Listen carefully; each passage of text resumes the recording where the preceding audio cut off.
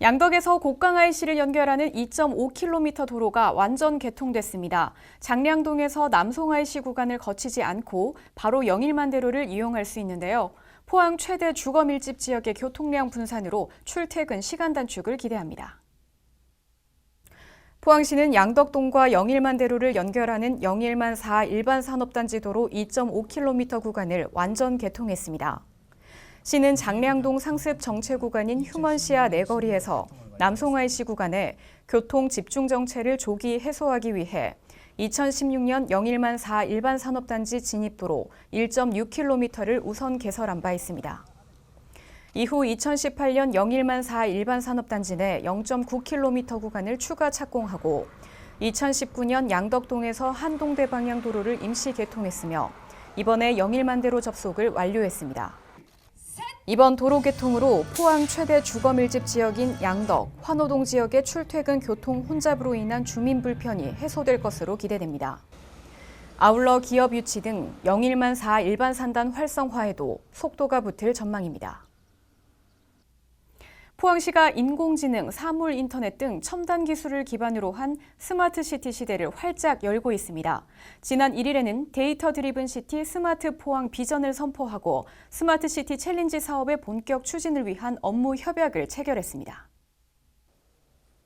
포항시는 1일 데이터 산업을 주도하는 포항형 스마트시티 조성의 추진 동력 확보와 국토교통부 주관 스마트시티 챌린지 공모 사업의 성공적 추진을 위해 스마트시티 포항 비전 선포식을 열었습니다. 이날 비전 선포식에서는 스마트시티 기본구상 보고를 통해 다양한 스마트시티 서비스와 미래 신성장 산업 전반의 시너지 효과 창출 전략을 공유하고 데이터 생태계 기반 구축 계획도 발표했습니다. 아울러 포스코 등 민관 산학 16개 기관이 업무 협약을 맺고 스마트시티 챌린지 사업의 원활한 추진과 관련 산업 육성에 마음을 모았습니다. 이후 진행된 선포식에서는 데이터 드리븐 시티 스마트 포항이라는 새로운 비전을 발표하며 교통, 환경, 안전 등 다양한 분야의 도시 문제 해결과 함께 데이터 중심의 스마트 시티 산업 집중 육성을 통한 미래 신성장 산업 생태계 조성의 의지를 다졌습니다. 포항시의회가 제284회 정례회 활동에 막을 내렸습니다. 이번 정례회에서는 2020 회계연도 세입세출 결산 승인안 등 20건의 안건을 의결했습니다. 포항시의회는 29일 제3차 본회의를 끝으로 제284회 정례회 활동을 마무리했습니다. 이날 본회의 5분 자유 발언에서는 주해남 의원이 다문화 가족 청소년의 안정적 교육과 복지정책 수립 등을 제안했으며 이후 차동찬 의원과 김상민 의원이 발언을 이어갔습니다. 한편 이번 정례회에서 예산결산 특별위원회는 2020 회계연도 세입세출 결산 승인안, 2020년도 예비비 지출 승인안을 원안 의결했습니다.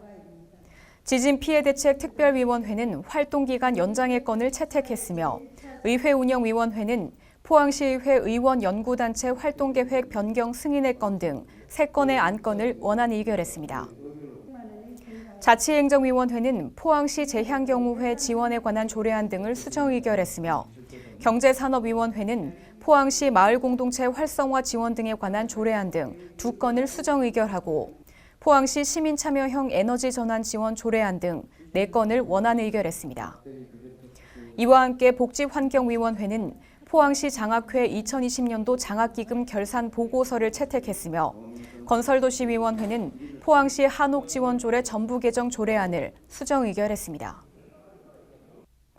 간추린 소식입니다.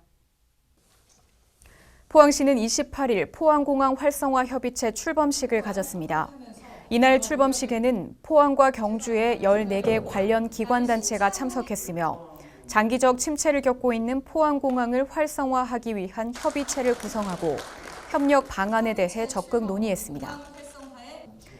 30일 이강덕 시장은 민선 7기 3주년을 맞아 기자회견을 열고 시민 중심 그린 포항, 풍요로운 지역경제, 생명 존중 안전 포항으로의 대전환을 꾸준히 추진해 나가겠다고 말했습니다.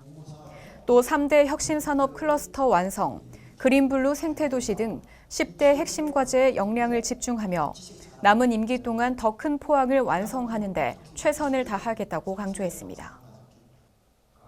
포항시는 30일 건축민원 규제 완화 대토론회를 개최했습니다.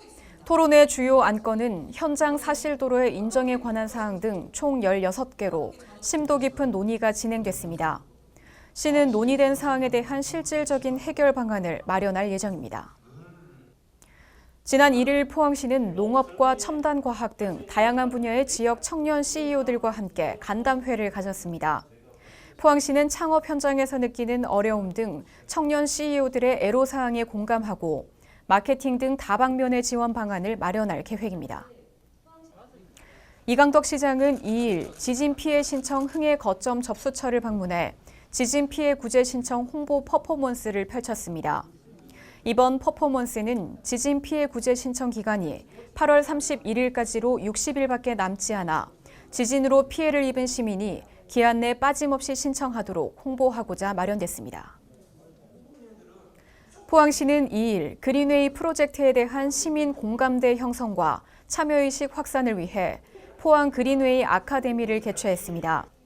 아카데미에서 시민들은 그린웨이를 통한 삶의 질 개선 사례, 도시숲을 활용한 맨발 걷기 효과 등에 대해 이해하며 녹색 도시를 지향하는 포항의 정책 비전에 공감했습니다. 2일 영일만 친구 야시장이 재개장했습니다.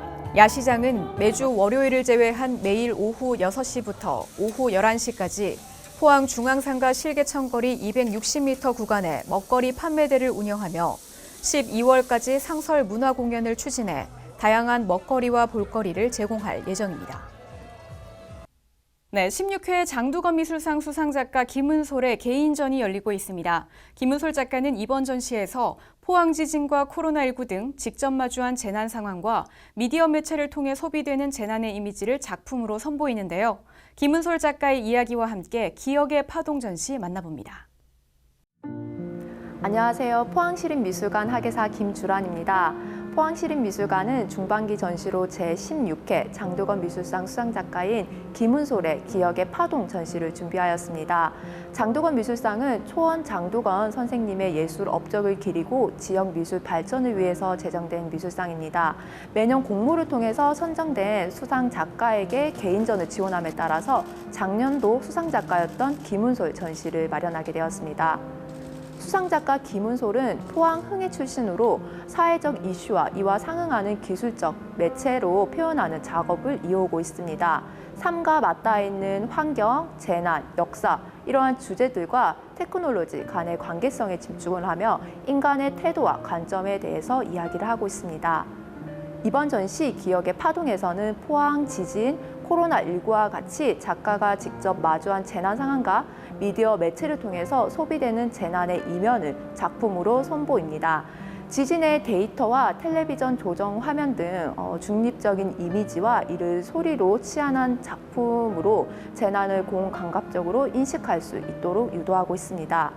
기억의 파동은 포항 지진을 겪은 재난의 경험자, 그리고 매체를 통해서 재난을 받아들이는 수용자, 예술가로서 재난을 표출해내는 그런 창작자, 이 세 위치에 따라서 변화하는 작가의 시각을 조망하고자 합니다. 이러한 변화는 재난의 기억으로부터 작업으로까지 파동처럼 번진 일련의 과정으로 볼 수가 있습니다.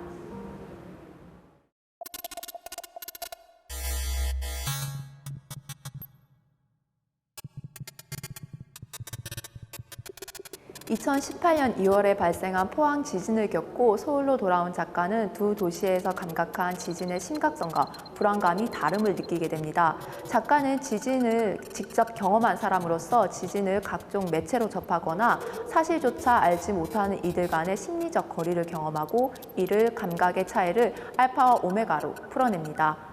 포항과 서울 두 도시의 10년간의 지진 데이터를 수집한 작가는 이를 빛과 소리로 치환해 새로운 형태의 지진을 제시합니다. 포항의 데이터는 세로축, 서울의 데이터는 가로축을 가집니다. 알파와 오메가는 관람자의 위치에 따라서 두 도시의 지진 데이터를 치환한 소리의 크기가 다르게 전달됩니다. 이는 지역에 따라서 다르게 감각되는 재난의 간극을 경험한 작가의 상황과 유사합니다. 작가는 재현된 재난의 이미지가 아닌 소리와 빛의 파동을 통해서 몸의 울림으로 재난을 경험하게 합니다. 규칙 없이 번쩍이는 빛과 날카로운 노이즈 소리는 불편함을 자아내게 되는데 이는 재난에 대한 경험과 정보의 불균형, 그 경계에 서 있었던 작가의 시선과도 중첩됩니다. 두 도시의 감각의 간극을 대립된 이미지와 소리로 보여주는 작품은 처음과 나중이라는 뜻을 가진 알파와 오메가라는 의미만큼이나 포항과 서울 그 사이의 거리를 극명하게 상기시키고 재난을 대하는 우리의 태도를 되짚게 합니다.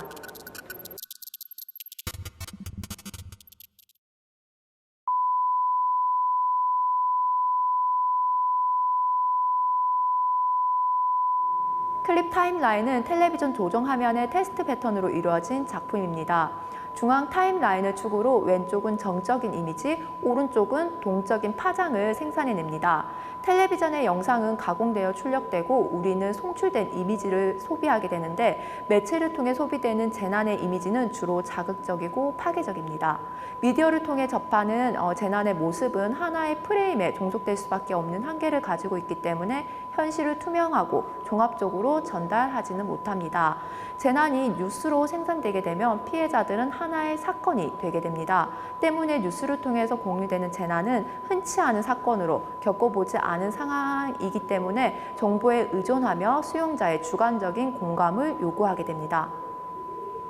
클립 타임라인은 인식적으로 소비되지 않은 텔레비전 조정 화면을 통해서 재난의 이면을 보는 것에 대한 필요성을 제시하고 매체를 통해서 재난이 가공되는 일련의 과정을 중립적으로 바라보게 합니다.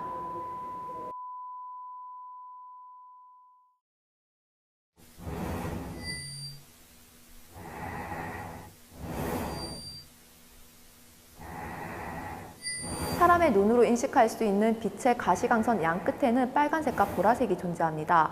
클립 RV 커뮤니케이션에서 R은 레드, V는 바이올렛을 의미하며 작품의 화면 왼쪽은 빨간색, 그리고 오른쪽은 보라색으로 이어집니다.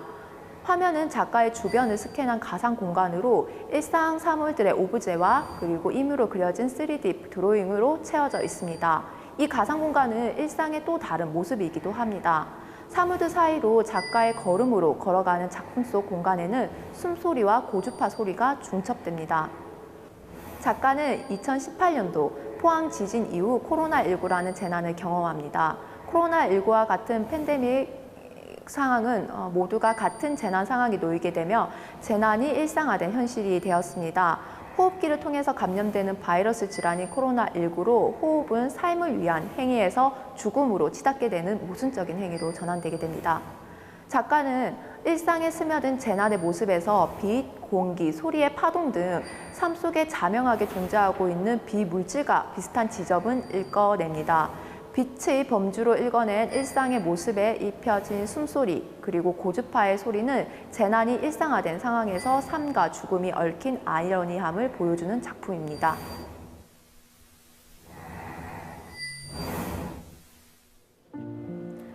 작가의 경험에서 비롯한 일련의 작품들이지만 김우솔 작가는 본인이 겪은 재난에 대해서 감정적 공감을 요구하거나 매스컴의 재난 이미지에 대해서 고발적인 태도를 취하지는 않습니다. 때문에 재난을 겪지 않았거나 재난을 매체로 수용하는 이들에게 다각적인 재난의 이면을 제공하기 위해서 전시에서는 재난 피해자 인터뷰와 함께 포항 지진이 유발 지진으로 밝혀진 데에 많은 기여를 하신 부산대학교 김강희 교수님과 언론인의 입장에서 포항 지진과 지열 발전소 책을 집필하신 경북매일 임재현 전 국장님의 인터뷰를 함께 구성을 하였습니다. 우리는 직접 겪지 못한 재난에 대해서 온전히 알 수는 없지만 전시를 통해서 재난의 다각적인 경험을 공유하고 참여하는 관계 속에서 재난 밖이라는 위치를 허물고 공감대를 형성하고자 합니다. 기억의 파동 전시는 8월 29일까지 진행됩니다. 포항시립미술관에서 직접 방문을 통해서 전시를 만나보시기 바랍니다. 그리고 미술관 방문이 조금 어려우신 분들은 포항시립미술관 유튜브 채널과 그리고 홈페이지 내에서 VR 보기를 통해서 온라인 전시 관람이 가능하오니 많은 관람 부탁드립니다. 이상 전시 설명을 마치도록 하겠습니다. 감사합니다. 네, 포항시는 7월 1일부터 14일까지 개편된 사회적 거리 두기를 시행합니다.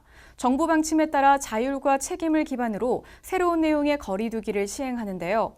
다만 사적 모임 허용 기준 완화로 방역 의식이 해이해질 것을 우려해 사적 모임은 8인까지만 허용하고 종교시설의 모임, 식사, 숙박은 금지합니다. 포항시 홈페이지에서 개편된 사회적 거리 두기 내용 꼭 확인해 주시고요.